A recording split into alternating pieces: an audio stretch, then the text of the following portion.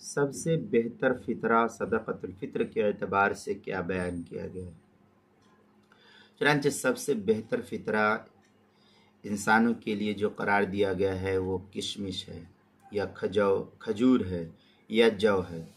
اور ان تینوں میں سے کوئی چیز نہ ملے تو پھر اخیر میں جو ہے وہ گندم گیہوں ہے، اور گندم کی بجائے اس کی قیمت دے دینا یہ بہتر ہے تاکہ جو ہے غریب مستحق آدمی اپنی ضروریات کے مطابق چیز خرید سکے، اور بہتر ہے کہ اس کو عید سے پہلے ہی ادا کر دیا جائے تاکہ جو ہے غریب مسکین محتاج اپنی ضروریات کے مطابق اپنے سامان کو خرید کر کے اپنی ضرورت کو پوری کر سکے۔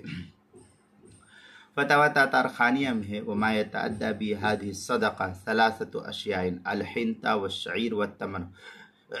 وكان الشيخ ابو جعفر يقول ادا القیمہ فی دیارنا افضل۔ اس طریقے کے الفاظ جو ہے فتاوی تاتارخانیہ جلد نمبر 2 صفحہ نمبر 419 جو پرانا چھپا ہوا نسخہ ادارۃ القرآن کراچی کا ہے اس کے اندر